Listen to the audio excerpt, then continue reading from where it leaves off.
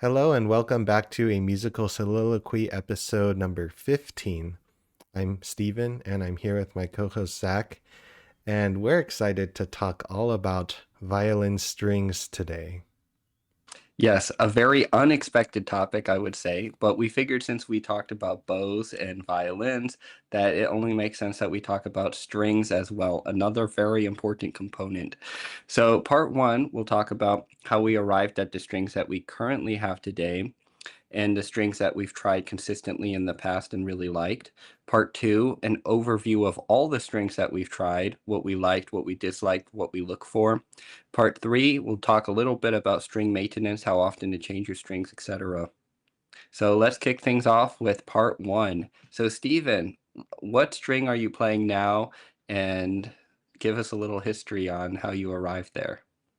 Yeah, so I'm currently playing on the Rondo strings by Domestic Infeld, and I think the Rondo strings are one of the best strings out there on the market right now. They've got tons of color, darkness, but also brightness, and they take a little bit to settle in, but they last for normal length and they're just very solid strings, I'd say, overall. I think that they provide some of the most color out of every string that I've tried. And so, I played on many strings. I'd say the ones I've played on the most common were probably Peter Infeld by Domestic Infeld, and also probably Evah Pirazzi, both the green and the yellow, the gold, and Mm. the Il Canones. Yeah. I played Oh on yeah. those for a little bit, but yeah, of course, the string heavily depends on the violin that you choose to play on and what string fits the violin the most. So, as I've changed violins, that also has also changed what string I play on. But I would say that rondos consistently are pretty much really good for any violin almost. So, yeah. That's great. Yeah, so what strings have you arrived on, Zach? Well, currently I'm actually using Rondo strings because of Steven's recommendation, and I like those strings a lot, but I did have a problem with the D string actually unwinding very early on. And I don't know why, but a lot of Infeld strings that I've tried have had this problem where a D string or a G string starts unwinding pretty early on. By pretty early on, I would say within 2 weeks of using this string, which I think is pretty fast, I would say. And in general, I've always been a big fan of Evah Pirazzi. I think that Evah Pirazzis are really good, just a very standard good string. Like Steven said, it really depends on what violin you use because with a lot of really nice instruments that I've had on loan, dominants sound great, and I really think that dominants are pretty much the bass quality of the violin tends to come out with dominance, especially if the violin itself is just really singing and it doesn't need much help, then I think you just slap some dominance on there and it sounds pretty great. But I noticed that a lot of contemporary instruments don't seem to like dominance as much. And I find that dominance can be very squeaky and unreactive. Actually, on one of the violins that I own, when I put dominance on there, I couldn't even play a simple G major scale without every note groaning and squeaking and groaning and squeaking, and it was really painful to play on. So I had to put some different strings on there. In the past, I've used a lot of different strings, um, but overall, the strings that I like the most are El Canone because of the sweetness of the sound. I like El Canone more than El Canone Solo personally because El Canone Solo, I think they just sound like a pretty decent string, which isn't bad, but El Canone, I feel there's a certain sweetness in the sound that isn't present so much in the solos. And I really enjoy the way that it sings, and I feel always a little bit more musical with that string. I love Pirazzi because I think Pirazzi lasts a long time. I've mostly used Evah Pirazzi, the green ones, and I really enjoy those. I usually change my strings once a month now, but in the past, I've used Evah Pirazzi for 3 months and they've been fine, and that's a pretty long string life. They still sound pretty good after that. Yeah, sounds good. Yeah, I love Evah Pirazzis as well, but I haven't used them as much because I felt that it depends on your violin. Sometimes if your violin isn't as colorful, those bass Evah Pirazzis don't really bring out a whole lot more. I feel like they're just very standard and good, but I feel Hmm. like if your violin maybe lacks a little bit of color, I find that those green Evah Pirazzis maybe struggle a little bit. But in general, Hmm. I think probably the most standard solid violin string, if especially if you're a beginner and you're playing on like $20 strings, a very solid upgrade would be the Evah Prazzi green ones. I think those are Hmm. reasonably priced. They're like $60, $70 for a set. I And feel like they're like 90 now. oh, yeah, well, that would make sense. Yeah. Yeah, but I wish they were 60, 70 now because I really like those strings. I feel like only dominants have stayed at like the 60, 70 range. Yeah. What do you think the difference is between the Eva Golds and the green ones? Well, I think the golds have a little bit more of personality to them. I think they're a little sweeter, a little brighter. They have a lot of nice qualities. I haven't tried the golds too much because they're so much more expensive than the greens. So I just feel like the greens are pretty good. And personally, I have this thing where I don't always like a string that has too much personality to it because I feel like the string starts to want to be played a certain way, and I feel like if when you like we talked about with the violin wanting to be a certain way, played a certain way, the bow wanting to be played a certain way, when you introduce a third variable, it starts to feel like, well, I want to play a certain way too, and and so I just personally kind of like it when a string is just reliable and maybe it matches more what I want to do rather than having a mind of its own. Because I find that with Eva Pirazzis, they like being played pretty loudly, I think, and I think that they respond well to pressure, and that's kind of how I like to play, or like with a lot of bow weight and things like that. And I think that the E strings in particular are pretty bright and brilliant, and I think what I like about those strings is they're very well balanced. Doesn't feel like anything there is super exceptional, but well, I don't. I'll take that back. I think it is an exceptional string because it's very good. And there, I have no complaints about it. Basically, what I mean is the rondos. When I first tried them, I thought, wow, this is such a resonant string, and you feel like every string rings so nicely, and it's fun to play.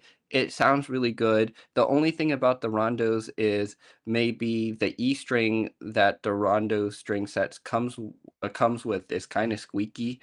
So I choose not to use that E string, but otherwise, I think the rondos sound really good. I also tried for a while, and I really liked the dynamos. I think those are a very powerful string. They're kind of on the expensive side, but I think you get a lot of sound for what you're paying for. And if your instrument needs a little more punch, I think they're really a good string.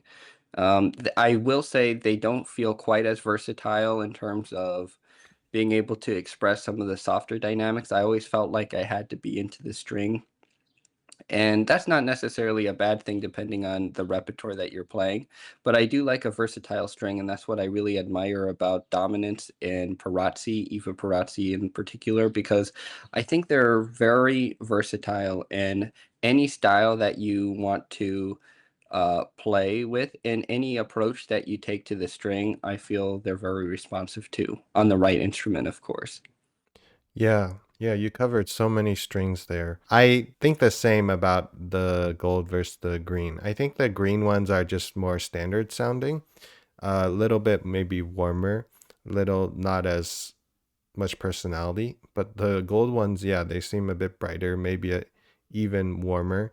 And so I used to use the golds for a period of time. I felt that it brought my violin more warmth.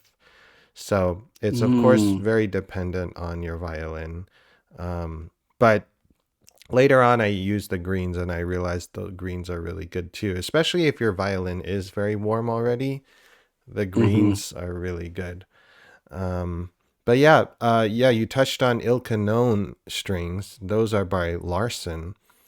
mm-hmm, And I never used those Il Canone strings until when we went to the Elmar Oliveira International Violin Competition. We were actually sent a free pair of two Il Canone strings, actually. The mm-hmm, Il Canone medium and then the Il Canone solo version.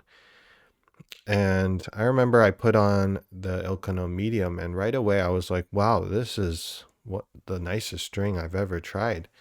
I was really blown away by it.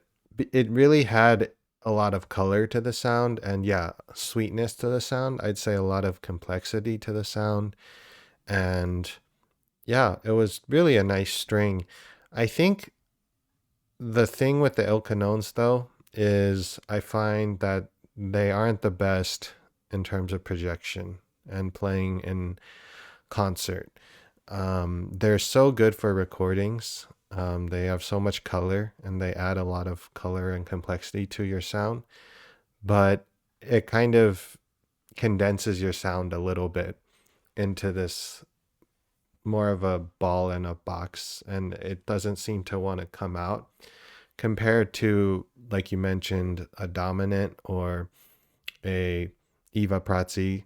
I would say those definitely have just a wider range, it seems. So, mm-hmm, yeah. And then the Ilkanon solos, like you mentioned, I feel they lose a little bit of that complexity in favor of loudness. And they're still very nice. And I think they definitely project more. But then it's like, it's hard to have everything. And at that point, like maybe Eva Prazzi's are maybe better. Maybe they have a little bit more versatility. But of mm-hmm. course, it's so dependent on the instrument. And It's true. yeah, I never tried Dynamo Strings, but I heard they're very loud. And yeah, I think there's just a trade off, right? If it's too loud, then it's hard for the string to play softer. And yeah, every string has its pros and cons, and you just kind of have to weigh everything and Mm-hmm. what fits your violin and what you're playing it for, solo, chamber, orchestra. It's And true. yeah, and then the final string you touched on was, yeah, rondos. Yeah, I like the rondos a lot. I think that they're quite versatile. They have projection and they also have a lot of complexity to them. And I find that they are very dark and also bright at the same time. I find that it brings out a wide range of colors, I would say. I would say it's even brighter than the Eva Prazzi greens, for sure. And I like that quality about the rondos. Mm-hmm. I totally agree. One thing that I was thinking about while you were talking is the El Canone. I think they're really a great string if you're going to be playing in a small concert hall, a smaller concert hall, or if you're doing house concerts or any sort of chamber music. Like you said, the projection isn't the most amazing, but if you know that you'll be playing a lot of sonatas and things like that, I feel that those strings really are so colorful. And what I love about them is I feel that they bring out the best qualities in your instrument besides projection, I guess. And one interesting thing that I forgot to mention about the Dynamos is the last competition I went to, it felt like every competitor that I talked to, I was like, what string do you use? And they're like, Dynamo. Almost everybody was using Dynamo, including me. And it was just interesting that everyone was using that at that time. And I do think that they give the violin a big boost in terms of sound. One thing that I wanted to talk about a little bit are pi strings, because you mentioned that you used pi before, and I was wondering what your thoughts are about pi strings. Yeah. Yeah. So pies I used very consistently for like a solid 3 to 4 years. It was basically my go to string after I used the Ava Golds pretty consistently. And I think pies are really good. I think they provide a lot of color and they're very powerful. I would say they're very solo focused, and that's kind of the target demographic. It's very powerful, and soloists use it. And yeah, so I really like the pies. I used the pies all the way up until the rondos came out because the rondos came out Wow. actually kind of recently. So we didn't even have rondos back when we started playing. So basically, I used the pies until I tried rondo because it came out, and I was like, I think this is even better. But up before that, pies were definitely my go-to. I think the one con with pies is they tend to not last the longest, or they tend to sound really, really good for like the first 2 weeks, and then they get a little worse after 2 weeks, and then by after a month, it's like you really got to change them. So that's the one con I would say. I have a controversial opinion on pies because I actually really don't like pies. I would actually say maybe pie is my least favorite string out there because I feel that it's almost akin to putting a filter on your violin. It makes everything sound better, just like a filter on a photo makes everything look better, but it's not actually better. It just sounds kind of like I feel like it gives you all these artificial boosts. And I noticed that because when I put them on my contemporary violin, one of my contemporary violins, that's not so good actually, it made it sound so much better. And I really think that the string's great at that. It actually just made it sound so much better as compared to when I said I put dominance on that violin, it sounded terrible. The pie sound great on that violin. But then I was actually playing on a Guadagnini at one point and I had to change the strings and I put on a set of pies and it distorted the sound so much. It was like playing on the G string.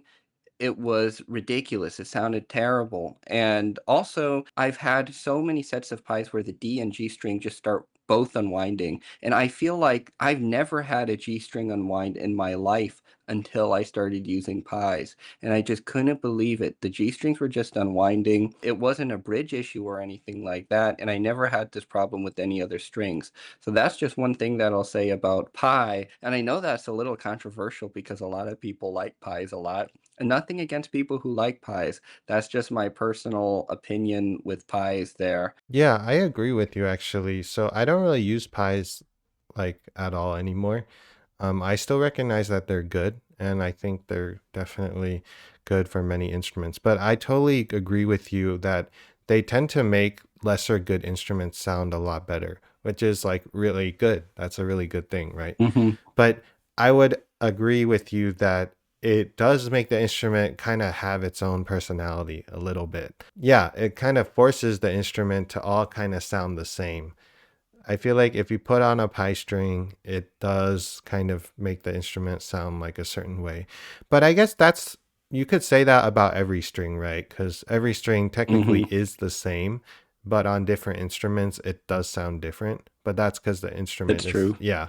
So it's not really a knock against the pie exactly, but Well, yeah. I yeah, well, I actually feel like with different strings, like if you put dominants on very different instruments, I think they all sound different. You wouldn't necessarily know that they're dominants, but I think when you put pies on an instrument, you know those are pies because the sound profile of the violin moves more towards the pie sound than it doesn't showcase itself, I feel. Yeah, yeah, yeah. I think you're totally right. The sound profile of pie is like brilliant, warm, but yeah, it just seems to lack maybe a little bit in interest. It's like a very good string. It's like a good sound. It's like the type of sound you would want in violin, but it seems to be a little bit just lacking of interest maybe. I mean, I used it for many years and I still think it's a great string. I would still recommend it actually. It's kind of like the Pirastro cork rest, shoulder rest.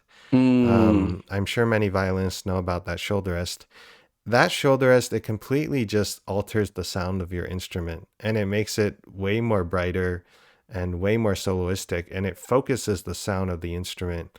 And that's like a really good thing. But it does also make all violinists sound kind of similar. and also with That's the interesting. yeah, with the way you play too. So I would compare that to the pie strings maybe a little bit. Mm. Yeah, I think that's super interesting. I, in good consciousness, can't recommend the pie strings, but I think that Infeld is a very good company, obviously, and they make a lot of really great strings. And I think that if you have the choice between pie and Rondo, I totally agree with Steven. I think Rondos are just better.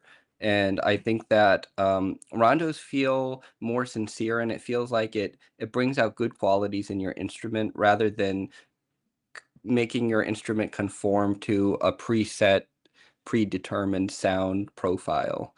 And I do think that it's impressive, though, on a lesser instrument that pies are able to make them sound so decent, because I think that's actually a big accomplishment for a string, because you'd rather slap some pies on a not so great instrument and experience playing on a pretty decent sounding instrument than not.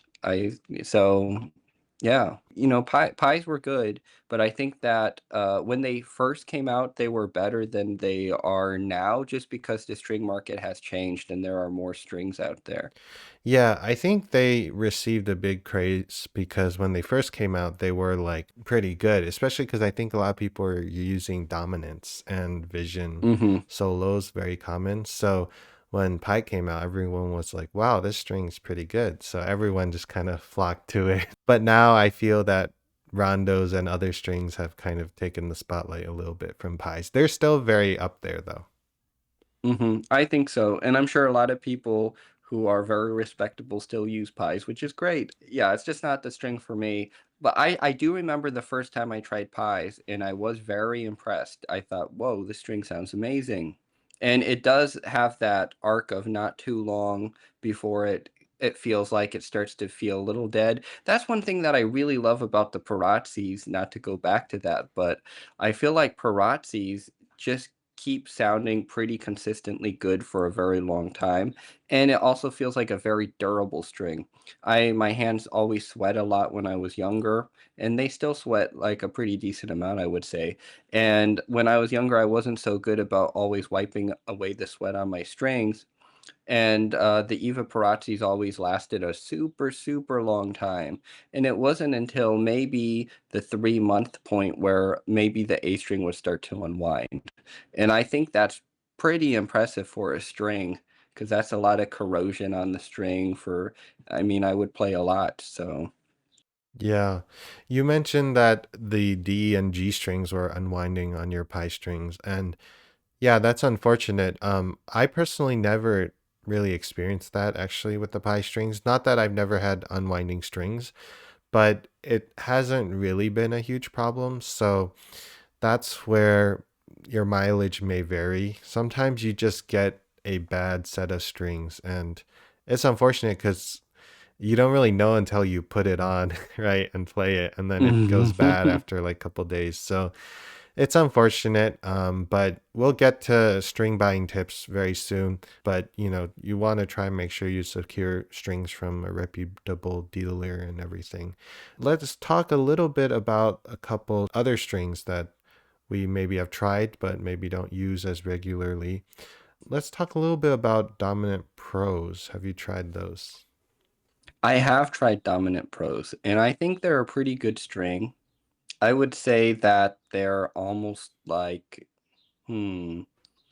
They're similar to dominance, but they're a little bit better. And what's interesting is I recently tried putting dominance on my contemporary instrument, or one of them that's not very good. The dominance just completely choked the sound, like I mentioned. But I bought Dominant Pros just to try to see how they would sound, and they actually made the sound pretty adequate, and it was pretty good. No complaints. I wouldn't say it's an exceptional string or anything like that. But I think that if you're going anything dominant, it's probably going to just be a standard decent string that is able to be acted on by you. But I wouldn't expect dominant pros to give you that wow factor that the pies or rondos can give you, or El Canone. I think those strings are really, they give you more of that wow factor. Well, have you tried Dominant Pro, Steven?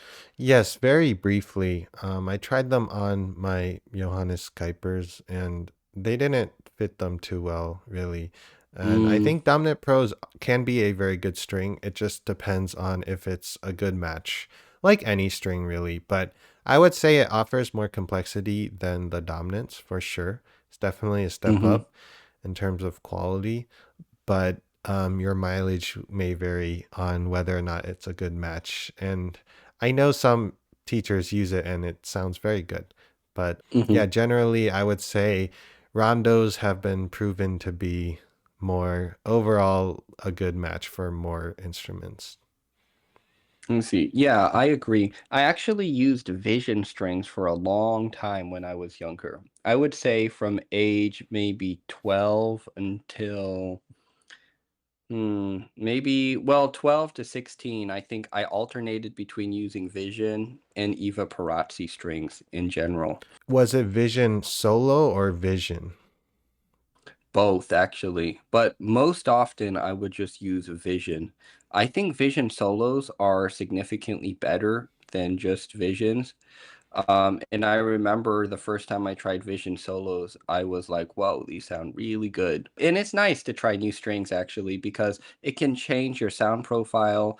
And actually, so many times in my life when I was younger, I would be practicing so hard and man, everything sounds so bad.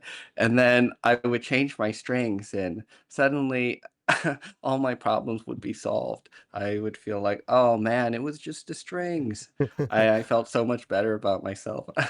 So I haven't had too much experience with Vision strings, but I've had a lot of experience actually with Vision titanium solo strings. Mm, Um, so it's kind of interesting. I have not really tried the Vision by itself strings, but that's the cheapest one there, and I think they hmm must be pretty solid. But the Vision solo strings are pretty popular, I would say. I know some famous soloists like Pinkas Zukerman uses that one.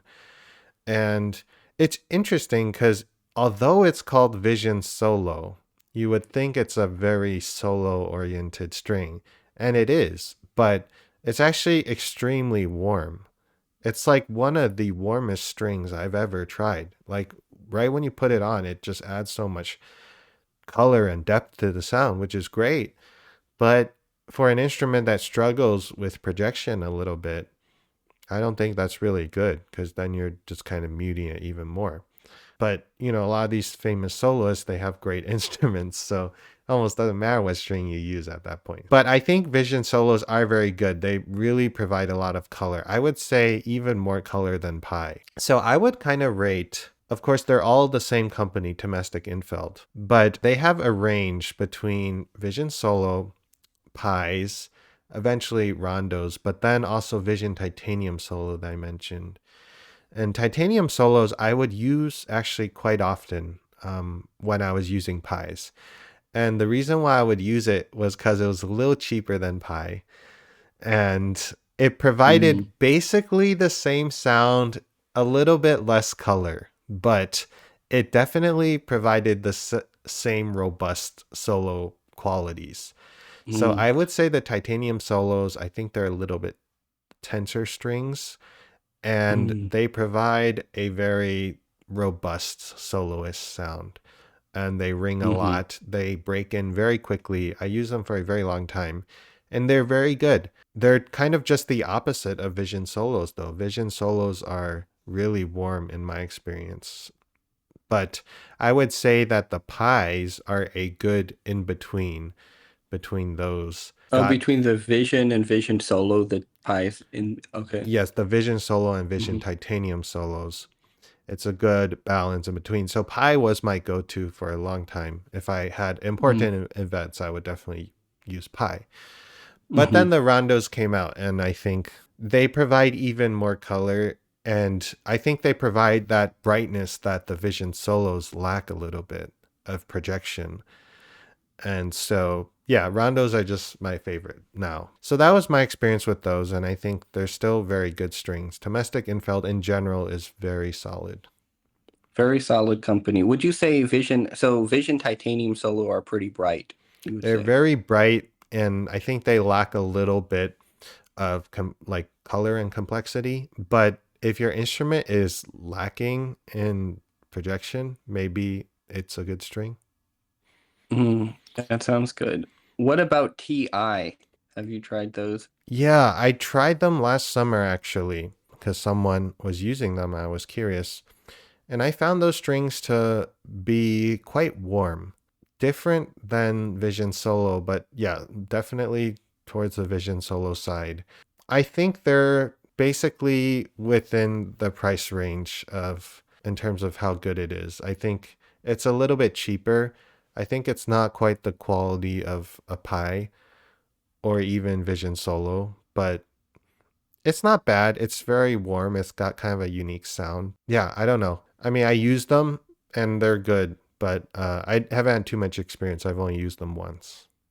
I haven't used them at all, but I know a few people who do use them, and those people seem to be huge fans of the TI strings. But I think it's so dependent on the playing style and the instrument and everything as well. I know we already talked about dominance, but yeah, my experience with dominance is I would almost never use it for a real big event. I feel that they struggle with just complexity. They're just very basic sounding. But then again, like you Mm, mentioned, if you've got a great instrument, it really just allows the instrument to do the work itself. And it really is a good foundation for the violin to sing. And it's a really fundamental string. I think that's like the most basic string. I think it's one of the most common strings for violinists in general that want to step up from like the super cheap strings. But yeah, it's definitely not going to enhance your violin in any real way. It's just like very hmm fundamental. Yeah, I think if you've got like a really nice instrument on loan or that you own, but probably more likely on loan, then I would try dominance because at least on every Guadagnini that I've tried, I think that dominance allow its complexity to shine through because it doesn't interfere with the bass sound of the instrument. And I think that's really special because a really nice instrument has such a beautiful bass sound to it, and there's so much complexity already there that almost when you add more on top of it, it's like putting too much seasoning on food. It gets a little bit too much. And I think that with maybe an instrument with less complexity, it's necessary to add a string that has maybe more sweetness or more warmth or whatever. But with certain instruments that are really nice and they're fully developed and they have a fully developed sound, sometimes it's a good idea to put something really plain with that to allow it to shine through. Yeah, totally. I love the food analogy. I think Thank you. dominants in general, they're decently warm and they're quite robust. So you can really kind of dig in. So a lot of soloists like them for that reason. They're kind of not the tightest tension though. They're not the quickest responding strings compared to rondos. So on my current hmm instrument, I use the rondos, but then when I switched to dominance, it lost a lot of the color, but it was like louder. And interestingly, the instrument really adapts to the string because when I put on dominance for a bit, my instrument started to adapt to that sound. And then when I put the rondos back on, I could tell it was trying to sound like the dominance, but it had the rondos on. And then it took like at least a day or two for it to really get back to the rondo sound. So if you find a good string that fits your instrument, I think it's generally good to stick to it, at least for the time being. I think so. Experimentation's always nice, but like Steven said, if you have a major event coming up, go to the string that does it for you. Because I agree, if you don't have a Guadagnini, which most of us don't have, then maybe dominants are not the best choice for a major event. Because I know for sure on my instruments, dominants don't bring out the qualities that I want them to have. I would practice with them, sure. I think they're a fine string to practice on, and I think that they're a nice sounding string. But yeah, Definitely. Even with what I said about Pi, I do think that for any major event that I had a competition or anything, I would much rather play with Pi strings than dominant in a situation like that, because then you don't have to worry so much about the playing life of the string, and you just worry about sounding the best on the day of whatever performance or competition you're doing.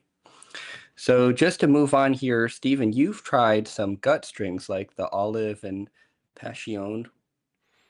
Yes, so the Pirastro Passione and the Pirastro Oliv strings. I've actually only tried the Pirastro Passione strings, but my Oh, okay. teacher, Ty Murray, plays on the Pirastro Oliv strings.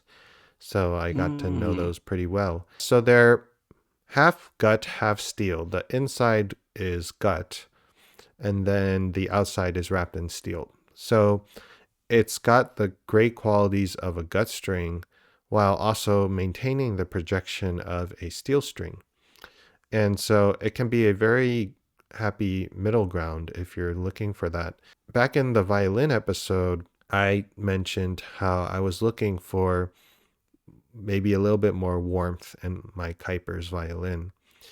And I had never played on gut strings ever in my life before. And my teacher, Ty Murray, was playing on gut strings. So I wanted to give it a try. And one of my favorite teachers, Nathan Cole, played on Pirastro Passione strings for a very long time.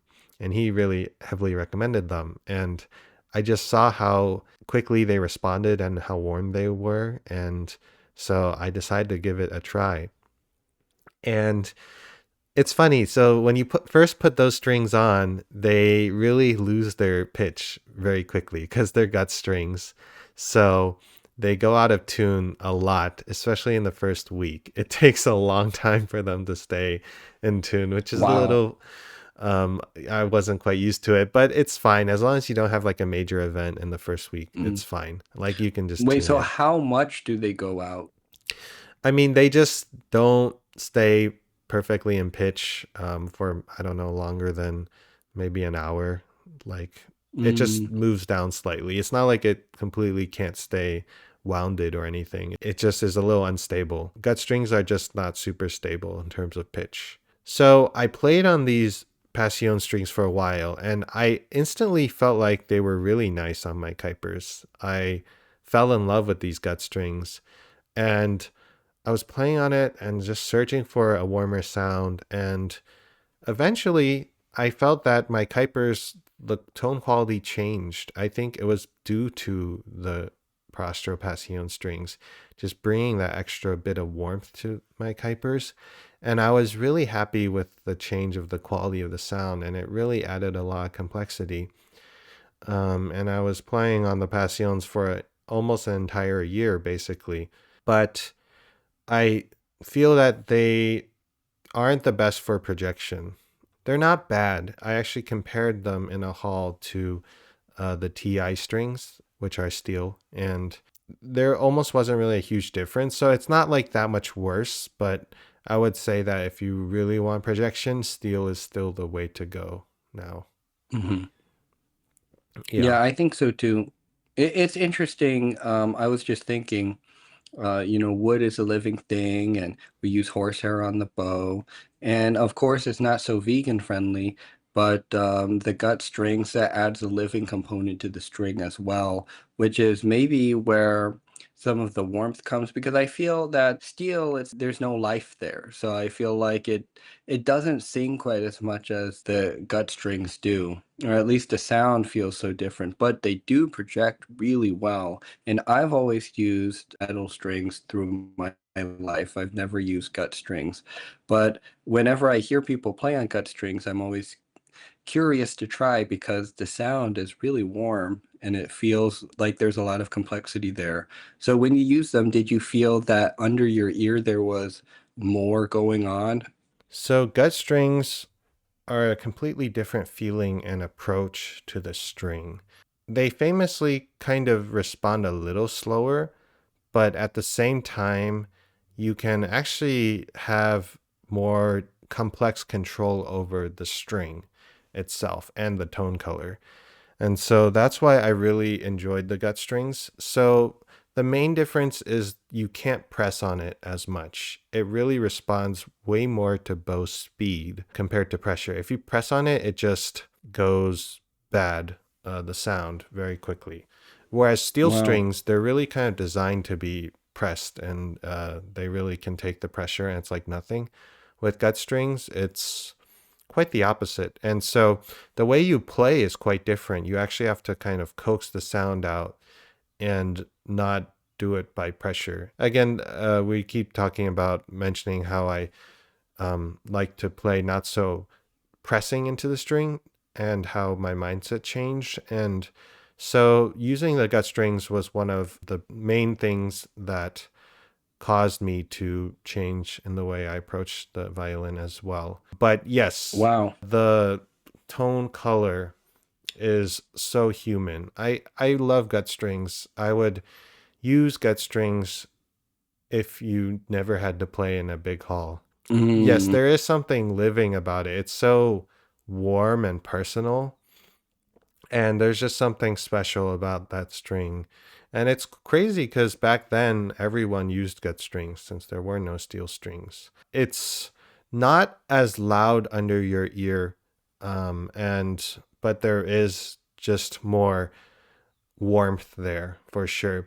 With steel strings, it feels like there's a box, and when you play your bow into it, it kind of feels like you can never really go into the box. It feels like there's always something resisting you. But with gut mm, strings, I felt like the sound really came from a place very deep within you. And so I think that gut strings are actually more personal. I like to talk about developing a personal sound. And for me, the gut strings, it's really not about playing loud. It's really about creating a sound that comes directly from your heart. And it just rewards that type of playing and not the loud, virtuosic playing that we do so much nowadays. So hmm. I should go back to gut strings because it's been about a year since I've switched away. But yeah, they're Wow. really Well, you're great. making quite a pitch. I want to get some gut strings. So what would you say is the difference between Olive, even though I know you didn't try the olives, but the Olive and the Passion? I can't fully say because I didn't actually try the olives, but I would say the olives, they're more expensive than passions by a little bit. So I think they should be a little bit higher quality. I think they're a little bit more gut than the passions. I think the passions are like maybe 35% gut. I'm just throwing blind numbers out here. From what I saw on the website, it seemed that the olives are a little bit more gut. So they should provide a little bit more warmth than the passions. But in practice, you're already jumping two gut strings. That jump two gut strings is already the bigger difference. That I would say the passions are a really good entryway into the gut. And if you really like that sound, you can try olives because passions are a little cheaper. Do you think it's impossible to project in a hall with gut strings, or do you think it's possible to, because I mean, all the soloists back in the day, I guess they had to work with the gut strings. Do you think it's possible to project in a hall? Or is it like kind of in this day and age, would you just completely not recommend trying it? I think it's possible. I mean, Ty Murray plays on the olives and she projects well. It's just you need to find a way of coaxing the sound out that projects into the hall that you're not pressing in.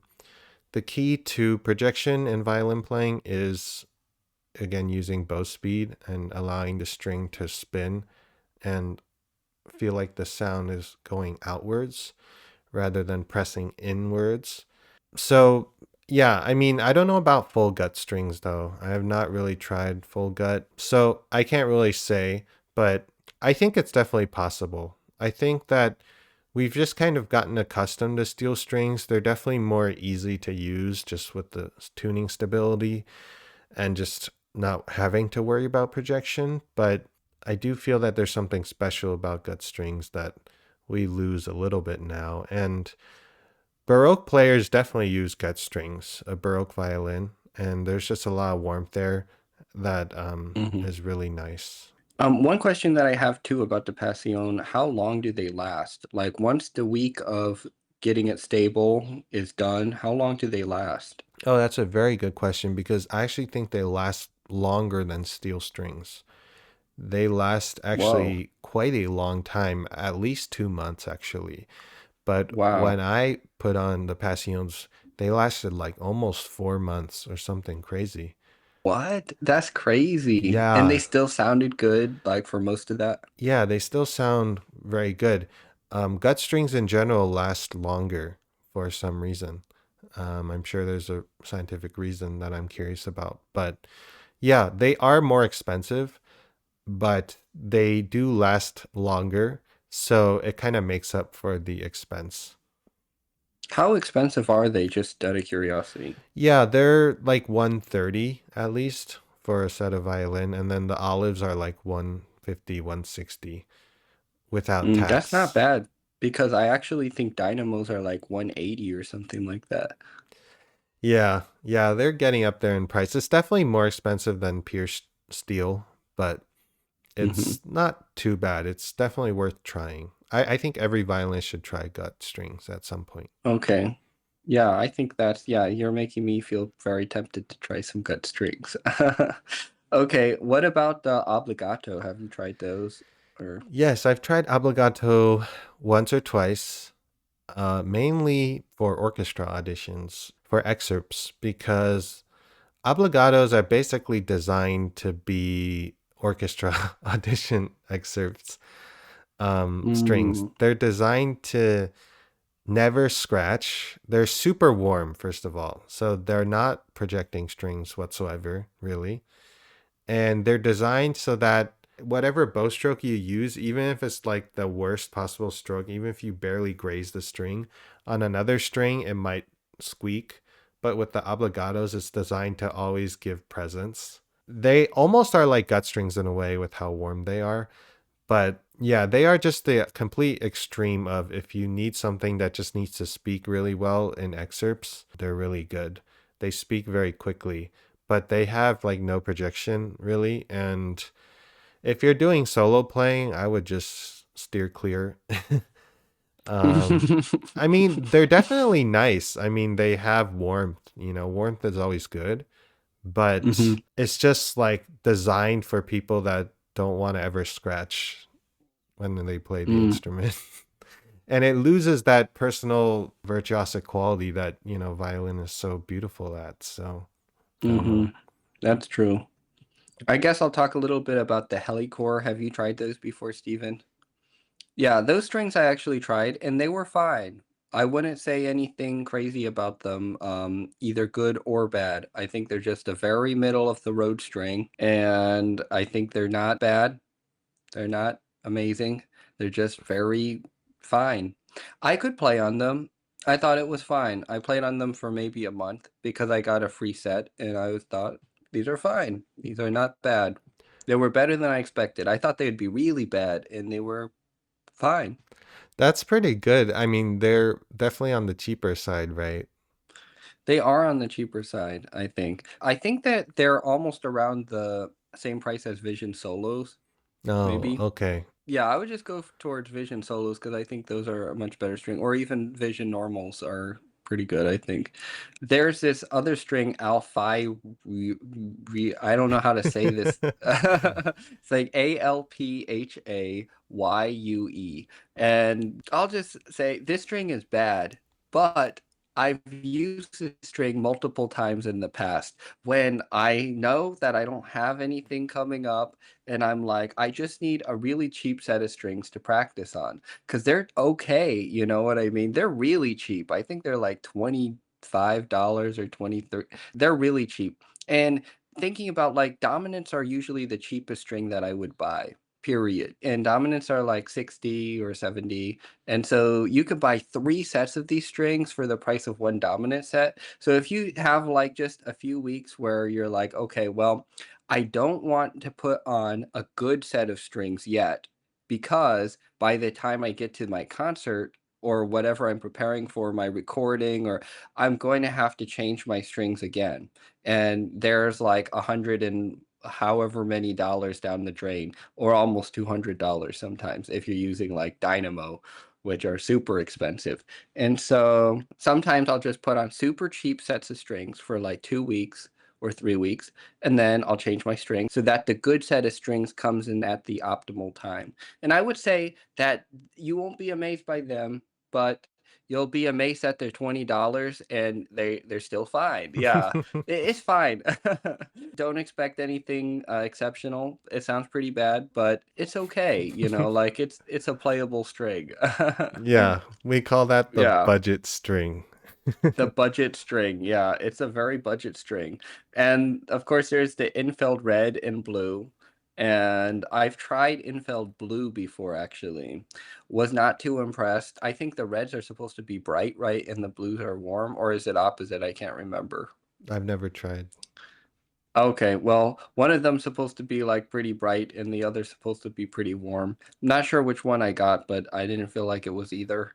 Um, So I think that the marketing is really cool with those strings, but I didn't feel like there was anything exceptional going on there. Of course, I only tried the blue and not the red. So for the price, I would just go with Dominance or, something else. Like I wouldn't say they were the worst string, but I mean they barely lasted me a month before they started unwinding too. So I also feel like not the longest lasting string. Didn't sound terrible, didn't sound amazing, like a very in between string. Mm, Um, I'm thinking now maybe we can jump to E strings, talk a little bit about E strings. yeah. So I think for both me and you, our go-to E string is the Lenzner Goldbrakat E string, Hmm. which when you buy it on the backside, it says original Heifetz string.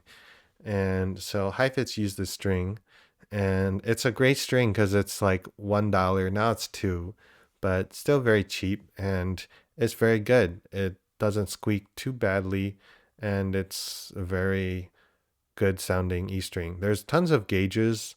I just get like the medium one. I think it's yellow usually. I think there's like a green version, but I get the just the normal medium standard gauge, and I basically use it all the time. It's very good if you just need to stock up. You can buy like 10 of them. Wow. Yeah, I usually buy like 30 at a time because I just like having a lot of strings. And then whenever anybody needs a string, just have one. E strings, when I was younger, I broke E strings all the time. And it was always like, oh man, crap. Like, I don't have that many more E strings. And I remember one fateful day where I broke three E strings that day. And then Oh. my A string started unwinding. And I was kind of young. I was maybe like 11 or 12. And I like started winding up my A string. I was like trying to get the string to stretch a little bit. I was going a little above the pitch and below. And then the A string broke too. And I was like, oh my goodness. I broke like four strings that day. And when E strings break, it's kind of scary because it can hit you in the face or, potentially could lose an eye. Hopefully not, but yeah, I really like the Goldbrakat E strings. I think they're a really good string, and for $1, you don't feel bad about breaking them. And you know what's so funny is every time I put on a super, super cheap E string like that, never breaks. And every time I put on an E string, I'm like pretty excited to try. I'm like, oh man, this E string's like, $18, which is like pretty expensive for an E string. Like, okay, well, I'm really excited to try this, and I think it'll sound really great. Within one day, it usually breaks. I don't know why. And I don't feel like I'm doing anything super crazy. Half the time, I'm just playing Bach or doing something really relaxed, and the E string just breaks. I'm like, what? What's going on here? And I take it to the luthier, and they say, oh, well, there's nothing wrong with your nut. There's nothing wrong with your bridge. So I don't know what's going on with these E strings, but all I know is these Goldbrakat strings are great because if you break one, you don't have to feel any guilt. And Heifetz used it. It's a great string. I wouldn't say it's maybe the most colorful E string, but it's good. It's standard. I think it matches really well with pretty much any set of strings. Very versatile. I like the Evah Pirazzi E's too, but oftentimes I would replace that E with the Goldbrakat string because usually my Evah Pirazzi string would break. So just slap one of those on there. It's pretty good. Have you tried the Pirastro number ones before? No, I don't know what that one is. So that's actually a string that Mrs. Vamos recommended to me because she said that E string doesn't squeak.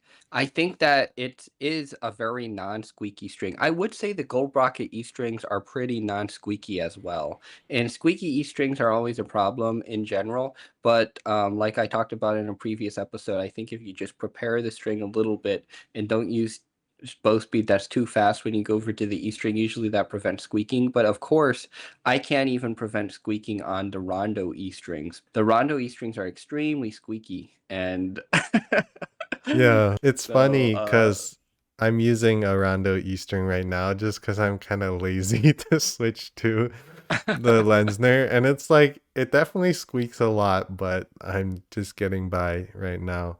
But yes, some E strings do not squeak. Like it's impossible for it to squeak. So if you really have that problem, I would shoot for those. Those E strings tend to not have so much color, at least from what I heard. So that's the only downside.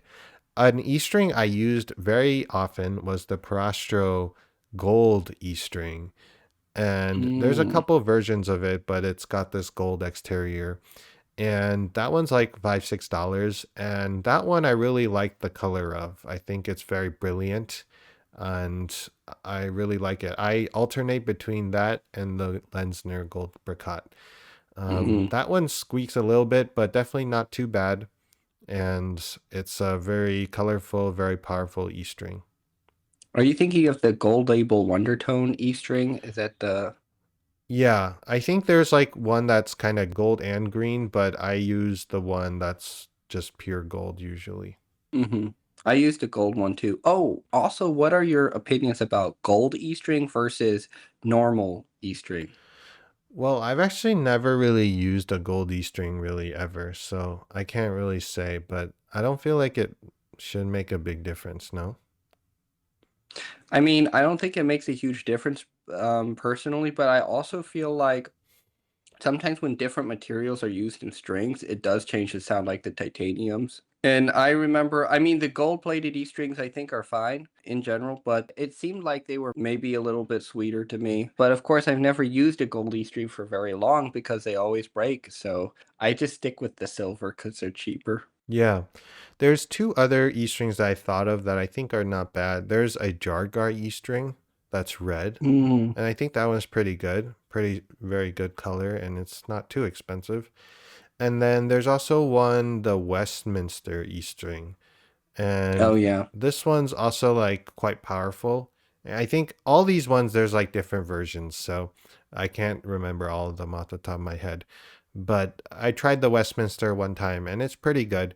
I think just with E string, it also alters the sound of the instrument a little bit, and it really alters the high end. So sometimes you want to make sure that it matches well with the A, D, and G as well. Hmm.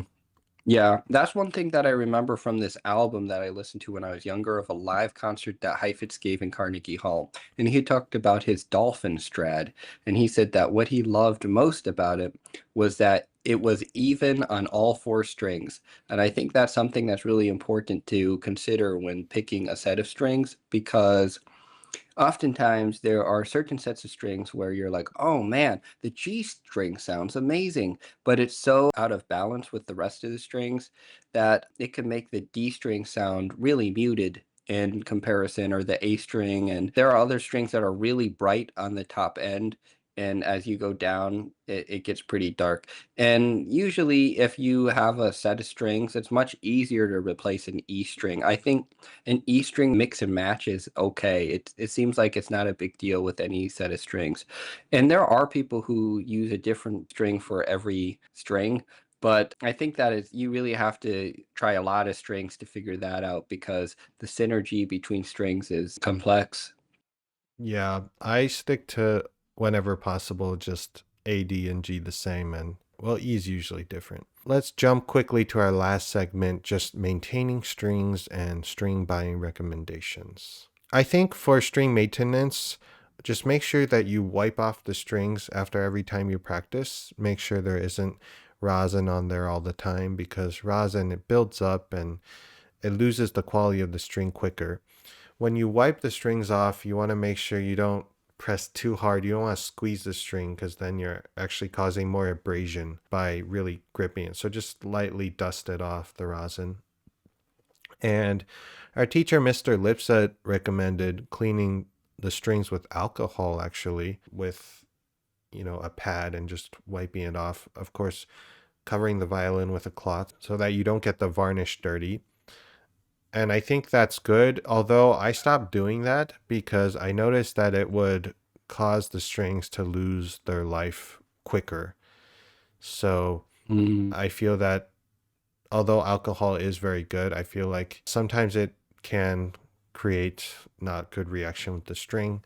And so usually if I just wipe it off after every practice session, it's usually fine. And yeah, so did you have any thoughts on that? Well, basically, for me, I think because my hands tend to sweat a lot, I always try to clean my strings of sweat, like after I play. And typically, I'll take a cloth and I'll wipe not just the top of the strings, but I'll also go underneath the strings on the fingerboard because I think a lot of sweat usually accumulates there. That sounds kind of gross, but I think that if you want maximum string life, I think that's a good thing. Yeah, with alcohol, I usually would not use alcohol on my strings, but I'd use it on my fingerboard sometimes to clean the sweat off of my fingerboard. Everyone's hands sweat sometimes. So I think that when you're cleaning the fingerboard, just like Steven said, just be very careful because if a drop of alcohol falls on your varnish, it can take it right off. So very scary. So don't put too much. I think that in terms of changing strings, how do you know when a set of strings is not good anymore? Well, sometimes there are visible signs like the unwinding of a string at the nut or at the bridge, or when you're shifting around, you'll feel a little something. And what is that? It usually happens on the A string, sometimes on a different string, but usually A string. And if you notice that the sound of your instrument is a little less than ideal, I would tend to change your strings. If you've had your strings for more than a month or two and you notice that there's not singing so much anymore and you're struggling to make things speak, I think changing the strings will really make a big difference. Yeah, so the time that you change the strings, I think, is a pretty big topic, and we'll touch on it briefly. But yeah, like you mentioned, if you're practicing a lot, 1 month to 1.5 months is basically maximum if you want optimal sound. Especially if you got a major performance, of course, you should change your strings a few days to a week before. But if you're practicing less and you don't, work so hard, you're not playing so loud, the string can last for longer. And so when I don't have a major performance coming up, I sometimes use the strings for longer. So like 1.5 to 2 months. The sound quality is definitely not as ringing, and definitely you lose colors. But if I can still feel like I can still draw out a decent sound, then I think it's still fine to use a same string for a longer period of time, especially if you're on a budget. So yeah, it's always depends on, what you need it for and just what you're currently doing. But especially if you're playing with like orchestra or, in a big hall, then you definitely need the strings to ring the most. And definitely in the first week, it rings the most. I just wanted to say one note on buying recommendations. I don't know how everyone buys their strings. Of course, you can buy them in person or you can buy them online. I think online is much more common nowadays. And so I usually just try and buy all my strings when they're on sale. So I usually like to buy like a set of 2 or 3 sets of strings if I'm pretty sure I'm going to use a certain string. It's hard because if you buy too many of the same strings and then you want to change your mind on the string, then you've just got a string that's sitting there. So you can't just buy a million sets of the same string on sale because you might change your mind, and I wouldn't recommend that. But yeah, to save money, I try and buy strings when they're on sale. I totally agree. Great recommendation, Stephen. And powerful saving tips too. Who knew you would learn how to save money here? That's pretty cool. I know, like, if Char, if you sign up to receive like updates and things like that, they usually do a couple of sales a year, I think, where you can buy some really good priced strings. And strings are getting more and more expensive, so it's always great to get a deal. Yeah, and I used to basically only buy everything from Sharp, but there's actually a lot of websites that you can buy stuff on, and obviously you should buy from reputable sites. But I've experimented buying from other sites. I just compare the prices and see they fluctuate a lot. Like Rondos, I bought them for $90. There's sometimes $120. So I try to get them at a decent price. Obviously, if you need them, then you can't wait. But look around and see if there's any other websites that you could buy them from. I've bought strings from Amazon pretty often, actually, and I know some people don't do it because of quality control issues. For the most part, it's been fine. Maybe once or twice I was like, this maybe a little sus, but I mean, Amazon is very convenient, so you can't really beat that. And Mhm. the price is usually pretty good too.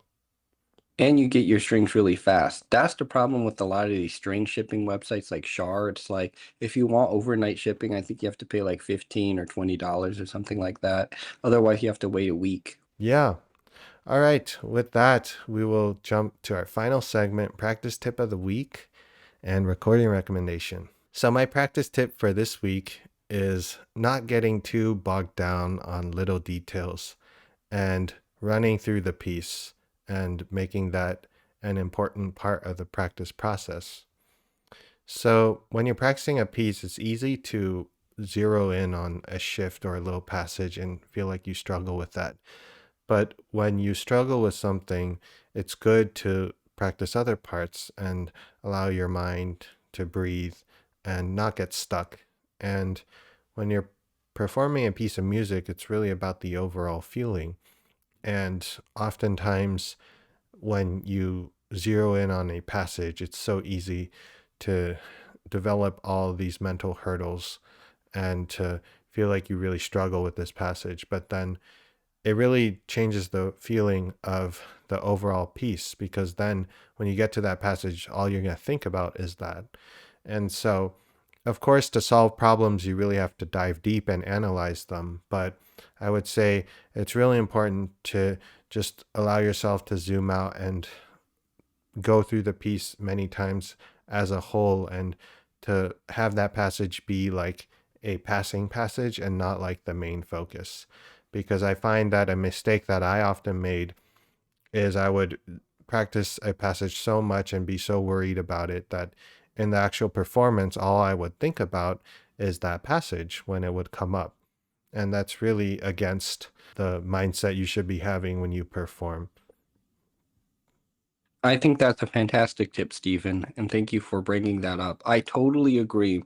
I think that it's easy to get bogged down, it's easy to get stuck, and no one is saying that it's not important to practice things multiple times, but it's really important to be used to playing a piece in its entirety, which I think is something that we often can overlook. So, Yeah. really, really great suggestion. Yeah. And with that, I would like to know your recording recommendation of the week, Zach. Okay, well, my recording recommendation of the week is Henrik Schering's recording of Fritz Kreisler's Recitative and Scherzo. And I really love this recording. It's on YouTube. Henrik Schering does an amazing job, and I think he's just got a really great sound, really great musical approach, tremendous technical facility and interpretation. I think it's a compelling recording, and I think it's a really cool piece. And I listened to this recording a lot when I played this piece, and I thought it was very inspiring. Yeah. What sort of characteristics do you think kind of makes hearing stand out in this recording or in general, do you think?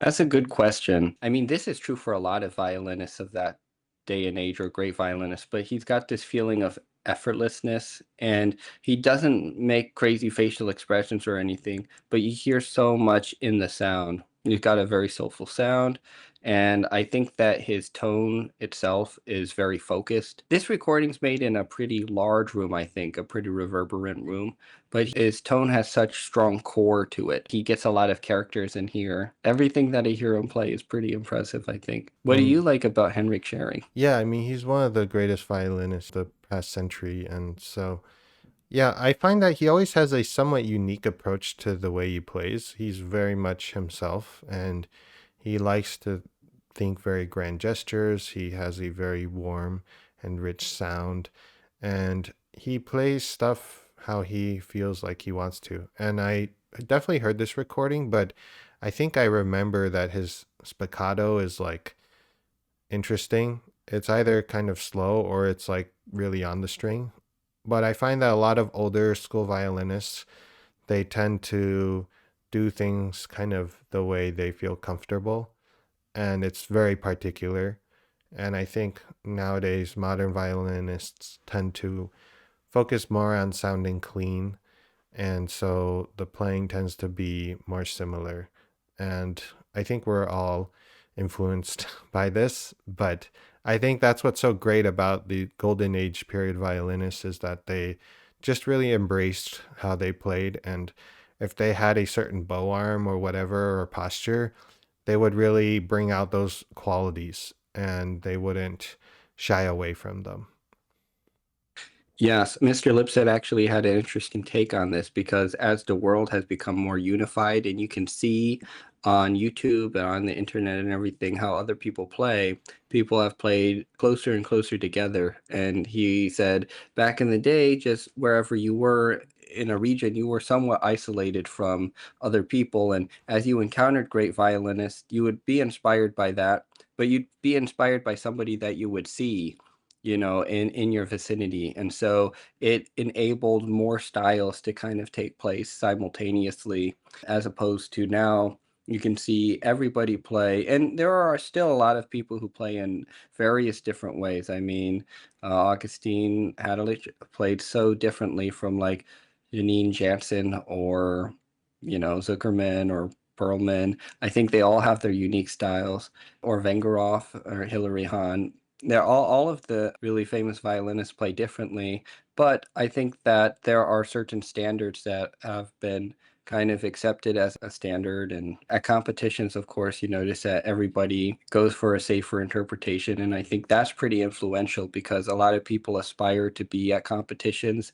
And so I think that type of playing tends to have a great impact on, people's interpretations. Yeah, I think the direction we're heading with this more unified approach is kind of an inevitable, just with the way that the world is going and how fast technology is progressing. And it's not just in music. I mean, you see this in cars. I'm kind of interested in cars. Everyone's more smart because knowledge is so widespread. You definitely find less and less unique individuality. But I think it's important to embrace the individuality like we like to talk about.